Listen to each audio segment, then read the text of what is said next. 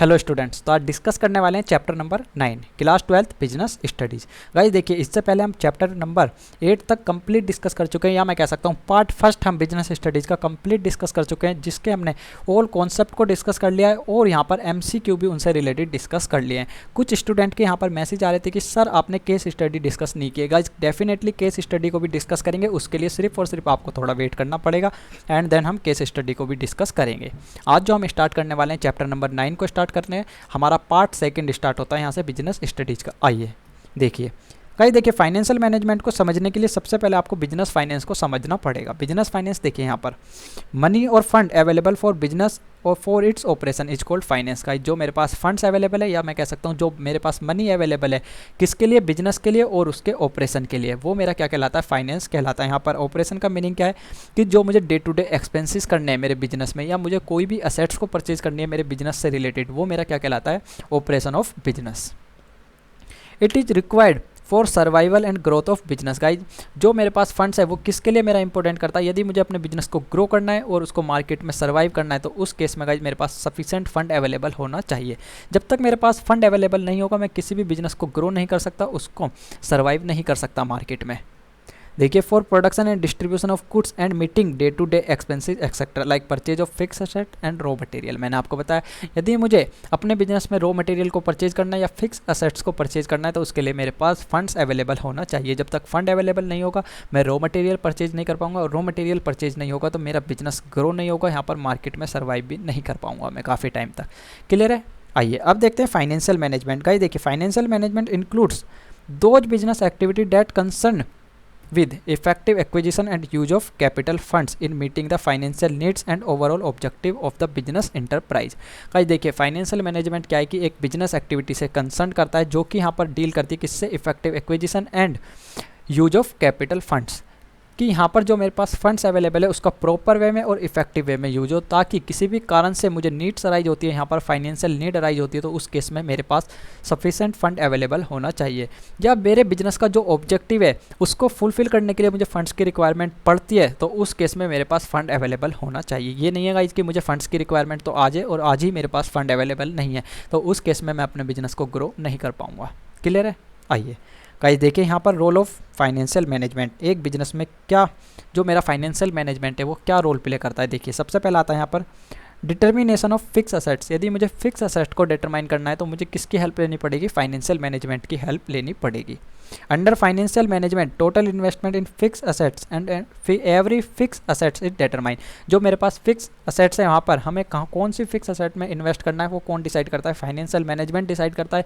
और यहाँ पर हम एवरी जो मेरे पास असेट्स अवेलेबल है फिक्स, उनको क्या करते हैं, हम यहाँ पर डिटरमाइन करते हैं।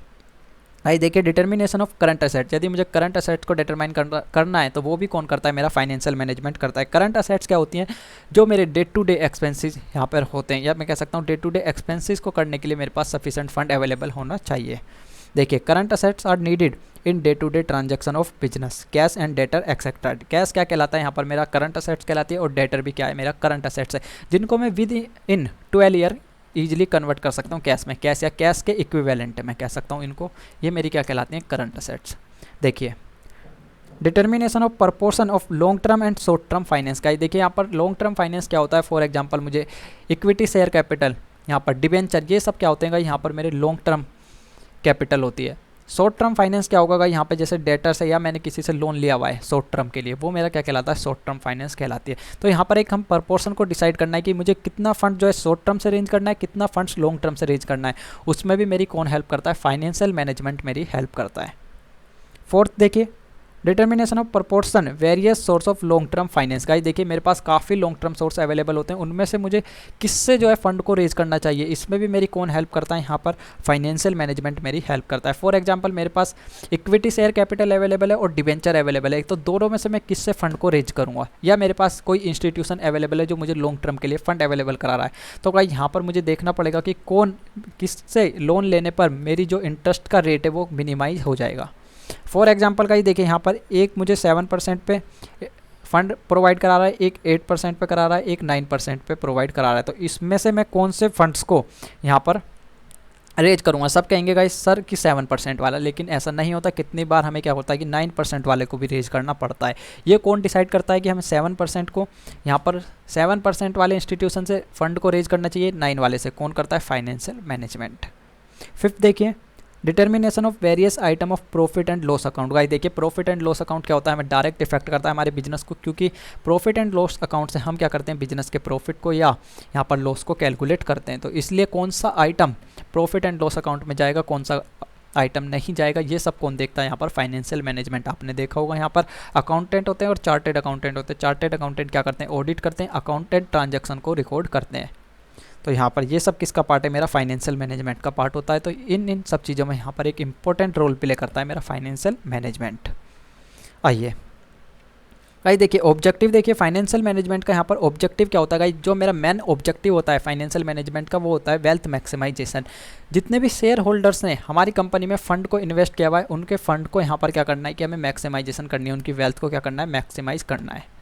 देखिए wealth maximisation means to increase the capital invested in the business by the share holders.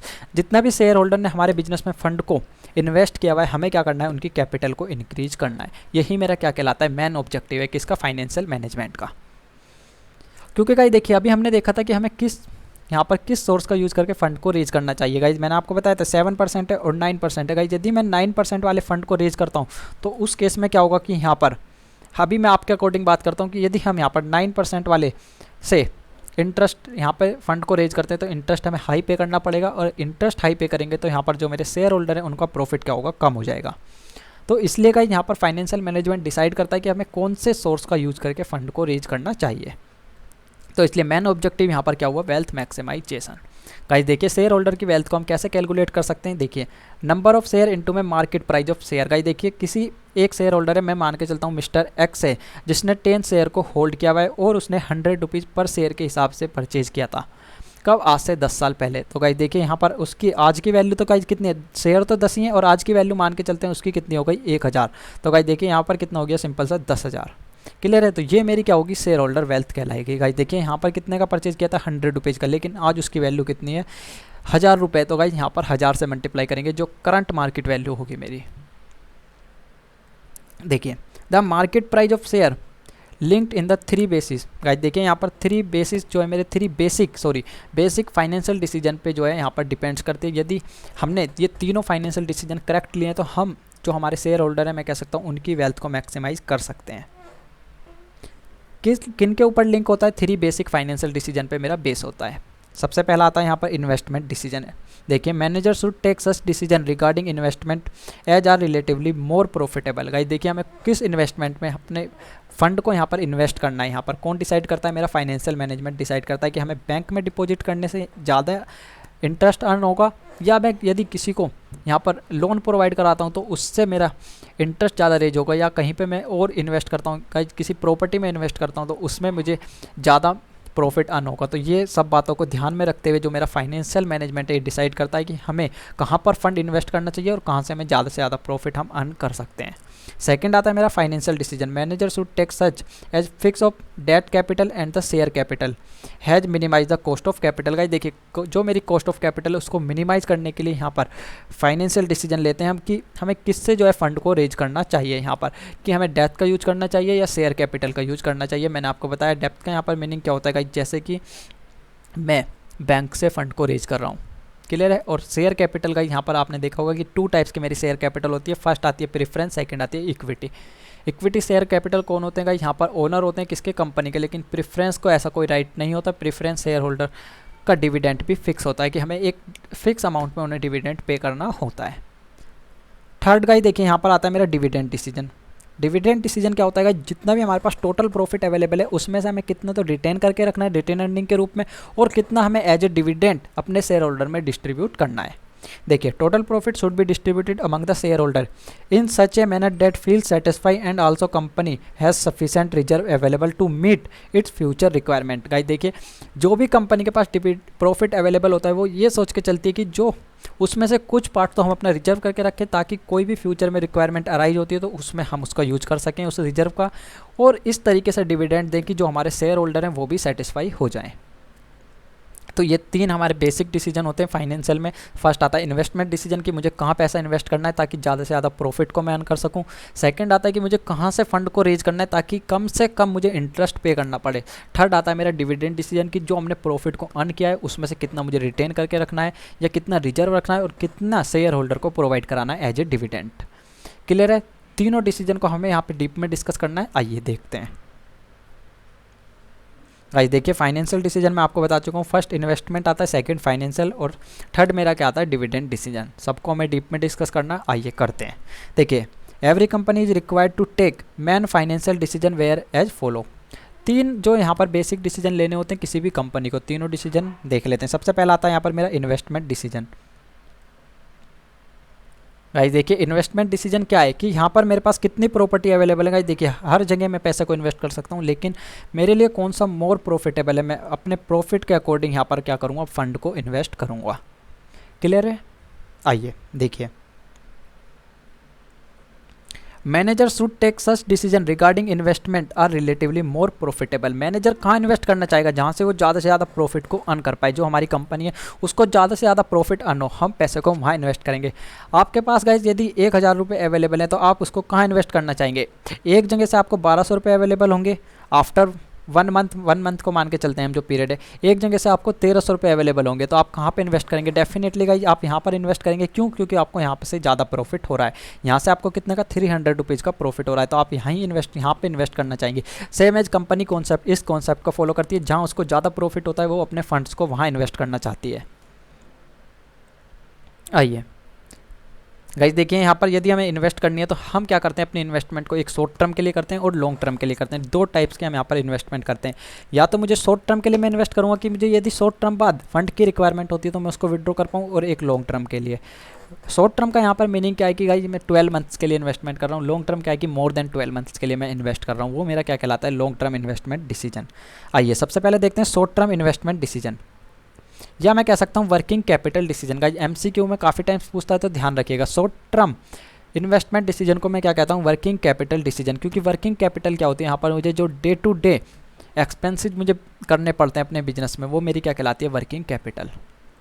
देखिए it relates to the investment in short term assets such as cash, stock, debtors etcetera. Guys यहाँ पर आपने देखा होगा, मैंने आपको बताया था करंट असेट्स क्या होती है मेरी, जैसे मैं कह सकता हूँ कैश, स्टॉक, डेटर्स, ये सब क्या होती हैं, करंट असेट्स होती हैं। तो मैं इनको सिंपल सा कह सकता हूँ यहाँ पर शॉर्ट टर्म इन्वेस्टमेंट है कि मैं एक शॉर्ट टर्म में इन्वेस्ट कर रहा हूँ। मुझे पता है कि विद इन द 12 मंथ्स मैं इनको यदि कैश में कन्वर्ट करना चाहता हूँ या मैं इनको सेल्स करना चाहता हूँ तो ये ईजिली सेल्स हो जाएंगी और मेरे पास सफिशिएंट फंड अवेलेबल हो जाएगा।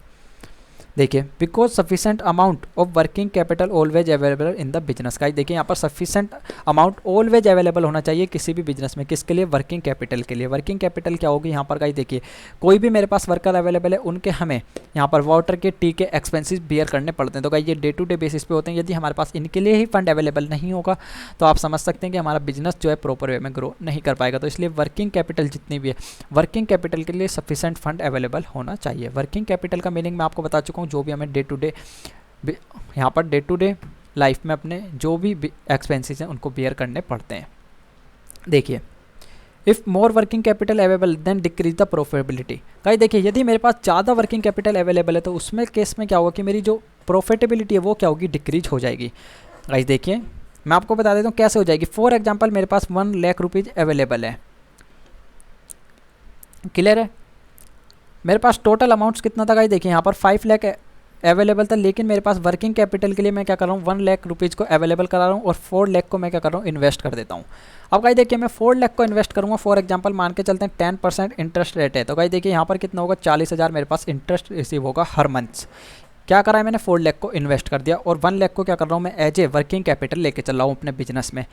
क्लियर है? अब गाइस देखिए मैं, लेकिन यहाँ मैं क्या करता हूँ कि 2 लाख रुपए वर्किंग कैपिटल को लेके चलता हूँ, लेकिन मेरा जो वर्क है वर्किंग कैपिटल का वो 1 लाख से भी हो रहा था, तो मैं 2 लाख क्यों ले रहा हूँ, लेकिन मैं लेके चल रहा हूँ तो 2 लाख लूँगा तो मैं यहाँ पर क्या होगा, जो मेरा प्रॉफिट है वो रिड्यूस हो जाएगा, क्योंकि यहाँ पर मेरे पास कितने बचेंगे, 3 लाख, और 3 लाख का इंटरेस्ट जो आएगा वो कितना आएगा, 30। तो यहाँ पर 10,000 का मेरा लॉस है, या मैं कह सकता हूँ 10,000 से जो मेरा प्रॉफिट है वो रिड्यूस हो जाएगा।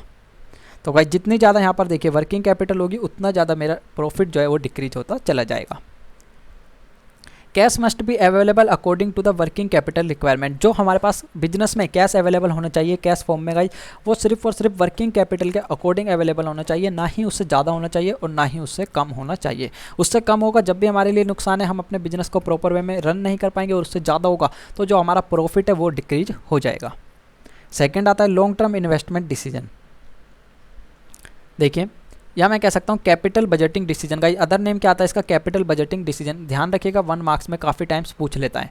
देखिए it relates to the investment in long term assets like buying a new machine. Guys कोई भी मुझे न्यू मशीन को परचेज करना है तो उसके लिए मुझे क्या लेना पड़ेगा, लॉन्ग टर्म इन्वेस्टमेंट डिसीजन कि यदि मैं इस मशीन में इन्वेस्ट करता हूँ तो ये मुझे कितना प्रॉफिट अर्न करके देगी। ये मेरा क्या कहलाता है, long term investment decision. Guys देखिए क्या क्या फैक्टर इफेक्ट करते हैं यहाँ पर इन्वेस्टमेंट डिसीजन में, उनको देख लेते हैं। सबसे आता है cash flow of the project. Guys हमारी कैश फ्लो पोजीशन क्या है। कैश फ्लो पोजीशन का मीनिंग क्या है कि यहाँ पर कितना फंड्स रोजाना हमारी बिजनेस में आ रहा है और कितना हमारे बिजनेस से बाहर जा रहा है, वो मेरे क्या कहलाता है, कैश फ्लो पोजीशन। देखिए investment involve both cash outflow और इनफ्लो। गाइस देखिए कोई भी यहाँ पर इन्वेस्टमेंट हो उसमें कैश का इनफ्लो भी होता है और मेरा आउटफ्लो भी होता है। Over A series of year by the way of investment and it's return. Guys देखिए जब हम इन्वेस्टमेंट करेंगे तो यहाँ पर क्या होगा, मेरा कैश का आउटफ्लो होगा और उससे जो रिटर्न आ रही है उससे क्या होगा, मेरा कैश का इनफ्लो होगा। तो यहाँ पर कैश फ्लो पोजीशन जो है डेफिनेटली इफेक्ट करती है किसको, इन्वेस्टमेंट डिसीजन को। यदि हमारी कैश फ्लो पोजीशन अच्छी है तो हम यहाँ पर ज़्यादा से ज़्यादा इन्वेस्ट कर सकते हैं। यदि हमारी कैश फ्लो पोजीशन अच्छी नहीं है तो उस केस में गाइस क्या होगा कि यहाँ पर मैं ज़्यादा इन्वेस्टमेंट नहीं कर पाऊंगा, क्योंकि मेरे पास फंड अवेलेबल होना चाहिए। मैंने आपको बताया वर्किंग कैपिटल मेरे पास अवेलेबल होनी चाहिए। वर्किंग कैपिटल प्रॉपर वे में कब अवेलेबल होगी, जब मेरी कैश फ्लो पोजीशन अच्छी होगी। सेकंड देखिए रेट ऑफ रिटर्न।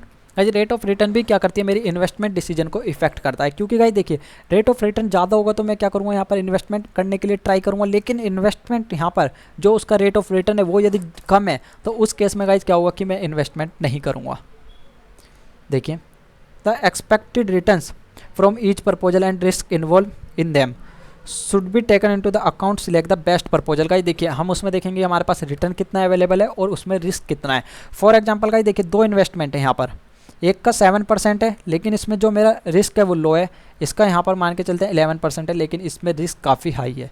तो मैं कौन सा में इन्वेस्ट करना चाहूँगा गाइस, मैं यहाँ पर 7% में इन्वेस्ट करूँगा, क्योंकि रिस्क क्या है यहाँ पर काफ़ी लो है। यदि कोई भी बिजनेस रिस्क लेना चाहता है और वो चाहता है कि प्रॉफिट भी ज़्यादा से ज़्यादा अर्न करे और रिस्क भी ले, तो वो किस में इन्वेस्ट करेगा, फिर 11% वाले में इन्वेस्ट करेगा। ये चीज़ आपको क्लियर होनी चाहिए। यदि बिजनेस रिस्क नहीं लेना चाहता, वो चाहता है कि हमारे पास कम प्रॉफिट अर्न हो लेकिन हमारा जो बिजनेस है वो स्टेबल हो, वहाँ पर कोई भी किसी भी टाइप का रिस्क अवेलेबल ना हो हमारे शेयर होल्डर को, तो उस केस में वो 7% वाली इन्वेस्टमेंट को प्रेफर करेगा। थर्ड देखिए यहाँ पर आता है इन्वेस्टमेंट क्राइटेरिया इन्वॉल्व। गाइस देखिए इन्वेस्टमेंट को करने के लिए हमारा कुछ क्राइटेरिया जो है इन्वॉल्व होता है। The various investment proposal are evaluated on the basis of capital budgeting technique. Guys देखिए यहाँ पर जो हम ई-वैल्यूड करते हैं किस पर करते हैं, किसके बेसिस पे करते हैं, कैपिटल बजटिंग टेक्निक पे करते हैं। This involve calculation regarding investment amount, interest rate, cash flow and rate of return etcetera. यहाँ पर सभी बातों को हम ध्यान में रखते हैं कि हम इन्वेस्टमेंट करते हैं तो हमें कितना अमाउंट इन्वेस्टमेंट करना है, उससे हमारे पास कितना रेट ऑफ रिटर्न इंटरेस्ट यहाँ पर अवेलेबल होगा, कितना रेट ऑफ रिटर्न आएगा और हमारी कैश फ्लो पोजीशन क्या है, इन सब बातों को हमें ध्यान में रखना होता है। उसके बाद ही हम यहाँ पर कोई भी इन्वेस्टमेंट करते हैं।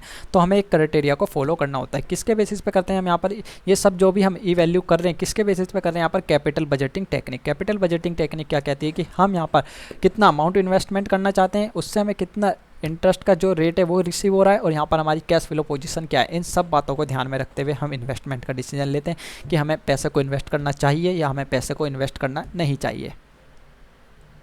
आइए सेकंड आता है गाइज मेरा यहाँ पर फाइनेंशियल डिसीजन। फाइनेंशियल डिसीजन क्या होता है गाइज कि मैं इक्विटी की तरफ जाऊँ या मैं डेथ की तरफ जाऊँ। डेथ की तरफ क्या है यहाँ पर मीनिंग क्या होगा गाइज, डेथ की तरफ जाने का देखिए मैं आपको क्लियर कर देता हूँ गाइज। देखिए जो मेरे इक्विटी शेयर होल्डर हैं उनका गाइज क्या होता है, यहाँ पर कंप्लीट राइट्स होता है किसके ऊपर, बिजनेस के ऊपर, जैसे वो चाहे अपने अकॉर्डिंग डिसीजन ले सकते हैं। लेकिन गाइज यदि मैं यहाँ पर किसी अलग इंस्टीट्यूशन से फंड को रेज करता हूँ तो वहाँ पर उसका कंट्रोल नहीं होगा, हम अपने अकॉर्डिंग कोई भी डिसीजन ले सकते हैं।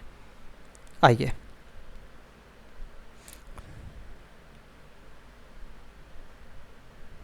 तो गाइज देखिए यहाँ पर कह रहा है it refer to the determination as to how the total fund required for the business well to obtain from the various long term sources. का यहाँ पर एक बिजनेस को प्रॉपर वे में ऑब्टेन करने के लिए मेरे पास various long term sources available होते हैं फंड को रेंज करने के लिए। यहाँ पर सबसे पहला आता है equity share capital and preference share capital, debenture and long term loan etcetera. का यहाँ पर या तो मैं शेयर को इशू कर सकता हूँ, इक्विटी शेयर होल्डर को इशू कर सकता हूँ, मैं प्रेफरेंस शेयर होल्डर को इशू कर सकता हूँ, डिबेंचर को इशू कर सकता हूँ, या मैं यहाँ पर लॉन्ग टर्म लोन को भी ले सकता हूँ। यदि मैं किसी इंस्टीट्यूशन से लॉन्ग टर्म फंड को रेंज करता हूँ तो उसके लिए मुझे इंटरेस्ट भी पे करना पड़ेगा, लेकिन इक्विटी शेयर होल्डर के केस में ऐसा नहीं होता।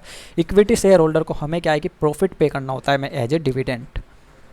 प्रेफरेंस शेयर होल्डर को भी गाइस यहाँ पर हमें फिक्स अमाउंट में डिविडेंड पे करना होता है जितना भी हमने डिसाइड किया हुआ है। डिबेंचर के केस में भी गाइस हमें जो इंटरेस्ट पे करना होता है वो फिक्स इंटरेस्ट को पे करना होता है। आइए फैक्टर देखते हैं यहाँ पर फैक्टर कौन कौन से फैक्टर जो है इफेक्ट करते हैं किसको, फाइनेंशियल डिसीजन को। गाइस उससे पहले मैं आपको गाइस थोड़ी सी इन्फॉर्मेशन और देना चाहूँगा। गाइस देखिए जो यहाँ पर शेयर कैपिटल होती है मेरी equity share capital, equity share capital क्या होता है, यहाँ पर ओनर्स का फंड होता है। जितने भी शेयर होल्डर हैं यहाँ पर मैं कह सकता हूँ शेयर होल्डर जो होते हैं इक्विटी शेयर होल्डर वो ओनर्स होते हैं बिजनेस के।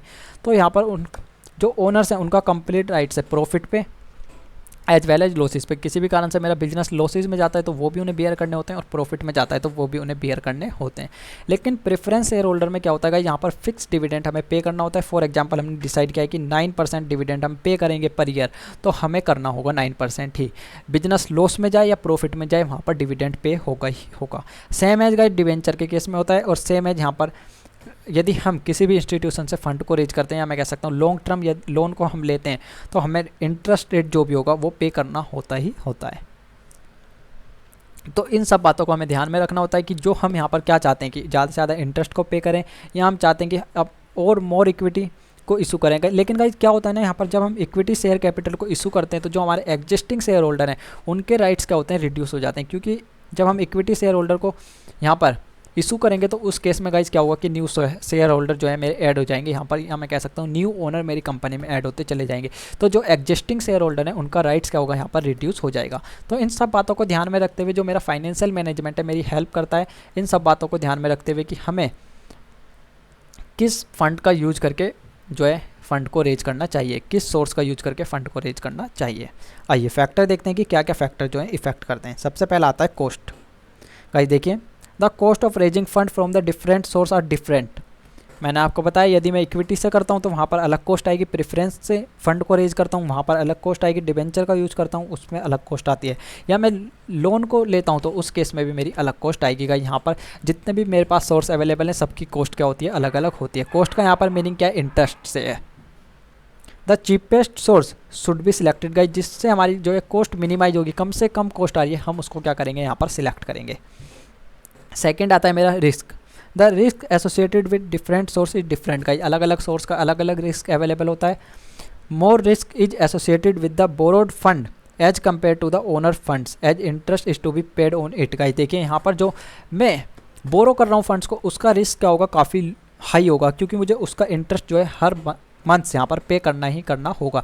लेकिन यदि मैं ओनर्स फंड को, यानी ओनर्स फंड का यहाँ पर मीनिंग क्या है कि इक्विटी शेयर कैपिटल की बात कर रहा है, यदि मैं इक्विटी शेयर कैपिटल को इशू करता हूँ तो उस केस में गाइस यहाँ पर क्या होगा, रिस्क काफ़ी लो होगा क्योंकि मेरे बिजनेस में लॉस होता है तो उसको कौन बियर करेगा यहाँ पर, इक्विटी शेयर होल्डर। प्रॉफिट होता है तो उसको कौन ले जाएंगे यहाँ पर, इक्विटी शेयर होल्डर। लेकिन यदि मैं फंड को बोरो करता हूँ तो उस केस में हमें पे करना ही करना है, हमारा बिजनेस का लॉस हो या हमारे बिजनेस में प्रॉफिट हो। आइए it is repaid also after the fix period of time और expiry of its tenure. Guys जैसे ही यहाँ पर जितने टाइम पीरियड के लिए मैंने यहाँ पर लोन लिया है उस टाइम पीरियड के एक्सपायर होते हैं, यहाँ पर जो टेन्योर हमने डिसाइड किया था उसके एक्सपायर होती हमें फंड्स को पे करना होगा। गाइस देखिए फ्लोटेशन कॉस्ट, यहाँ पर फ्लोटेशन कॉस्ट का यहाँ पर मीनिंग क्या होता है गाइस, जो हमारी एक्स्ट्रा कॉस्ट हमें बियर करनी पड़ती है। जैसे हमें शेयर को इशू करने के लिए हमें ब्रोकरेज कमीशन देना होता है, यहाँ पर अंडर राइटर को फ़ी प्रोवाइड करानी होती है, अंडर राइटर का कमीशन होता है, यहाँ पर प्रोस्पेक्टस इशू करते हैं तो उसमें भी काफ़ी एक्सपेंसेस हमें बियर करने पड़ते हैं। ये मेरी क्या कहलाती है, यहाँ पर फ्लोटेशन कॉस्ट कहलाती है। देखिए the cost involve in issuing security such as broker commission, यहाँ पर underwriters fee, expenses on prospectus etcetera. Prospectus क्या होता है, यहाँ पर जो हम जनरल पब्लिक को इनवाइट करते हैं प्रोस्पेक्टस के थ्रू करते हैं। प्रोस्पेक्टस में क्लियरली मेंशन होता है कि हमारी कंपनी ये कंपनी इतने शेयर इशू करना चाहती है, शेयर का प्राइस ये है, इतनी क्वांटिटी में शेयर हमारे पास अवेलेबल है। तो यहाँ पर क्या कर रही है, एक इन्विटेशन प्रोवाइड करा रही है जनरल पब्लिक को, वो मेरा क्या कहलाता है, प्रोस्पेक्टस। प्रोस्पेक्टस में यहाँ पर 3 टाइप्स के होते हैं, आप अकाउंट्स में देखेंगे। रेड हेरिंग प्रोस्पेक्टस होता है, सेल्फ प्रोस्पेक्टस होता है। इन सबको आप कहाँ डिस्कस करेंगे, अकाउंट्स में आपको डिस्कस करेंगे, जो आपका अकाउंट्स का टीचर होगा उससे पूछेगा, वो आपको बताएगा प्रोस्पेक्टस के बारे में। अंडर राइटर फी, अंडर राइटर कौन होता है, यहाँ पर अंडर राइटर एक पर्सन होता है जो गारंटी देता है कि जनरल पब्लिक आपके शेयर को सब्सक्राइब नहीं करती है तो मैं आपके शेयर को परचेज करूँगा या सब्सक्राइब करूँगा। क्योंकि गाइस देखिए, जब कंपनी, कोई भी कंपनी यहाँ पर शेयर को इशू करती है तो यहाँ पर मिनिमम सब्सक्रिप्शन जो होता है वो डिसाइड किया जाता है कि गाइस देखिए 90% से कम सब्सक्रिप्शन आता है तो कोई भी कंपनी यहाँ पर अपने शेयर को इशू नहीं कर सकती। उसे क्या करना होगा, जनरल पब्लिक को जितना भी फंड उसने रेज किया है एप्लीकेशन के थ्रू उसको वो रिटर्न करना होता है। तो गाइस यहाँ पर बड़ी बड़ी कंपनियाँ क्या करती हैं कि अंडर राइटर को हायर करती हैं। अंडर राइटर क्या करता है, गारंटी देता है वहाँ पर कि जनरल पब्लिक आपके शेयर को सब्सक्राइब नहीं करती है तो मैं आपके शेयर को सब्सक्राइब करूँगा, या जनरल पब्लिक परचेज नहीं करती है तो मैं आपके शेयर को परचेज करूँगा। आइए देखिए, are called flotation cost. Higher flotation cost less attractive is the source of finance. का देखिए, जितनी ज़्यादा मेरी फ्लोटेशन कॉस्ट होगी उतना ही ज़्यादा मैं क्या करूँगा, यहाँ पर सोर्स ऑफ फाइनेंस का कम यूज करूँगा। क्लियर है, जिसमें कम से कम कॉस्ट का यहाँ पर यूज होगा मैं उस सोर्स का यूज करके यहाँ पर फंड को रेज करने के लिए ट्राई करूँगा। आइए फोर्थ आती है cash flow position of the business. का हमारे बिजनेस की कैश फ्लो पोजीशन क्या है कि यहाँ पर कितना आउटफ्लो हो रहा है कैश का, कैश और इनफ्लो हो रहा है। In case of cash flow position of the company is good enough, then it can easily use borrow funds and pay the interest on time। Guys देखिए, यदि कैश फ्लो पोजीशन हमारे business की proper way में work कर रही है तो उस केस में क्या होगा कि मैं फ़ंड को यहाँ पर रेज कर सकता हूँ। कहाँ से, किसी भी बैंक से या किसी भी इंस्टीट्यूशन से फ़ंड को रेज कर सकता हूँ, क्योंकि मैं टाइम टू टाइम वहाँ पर अपने इंटरेस्ट को पे कर पाऊँगा। देखिए, ताकि मैं यहाँ पर अब क्या करूँगा, जो मेरा पास इंटरेस्ट है मैं उसको टाइम टू टाइम पे कर पाऊँगा, क्योंकि मेरे पास सफिशेंट फंड अवेलेबल है। मेरी कैश फ्लो पोजीशन बिजनेस की क्या यहाँ पर प्रॉपर है, तो मुझे कोई भी प्रॉब्लम फेस करनी नहीं होगी। यहाँ पर मैं इजीली फंड को बोरो कर सकता हूँ। कब, जब मेरी कैश फ्लो पोजीशन जो है गुड है। अदरवाइज यहाँ पर मैं फंड को रेज नहीं करूँगा, कि बोरो नहीं करूँगा किसी भी इंस्टीट्यूशन से। उस केस में मैं क्या करूँगा, यहाँ पर इक्विटी शेयर कैपिटल को इशू करूँगा, यदि मेरी cash flow position proper way में वर्क नहीं कर रही है।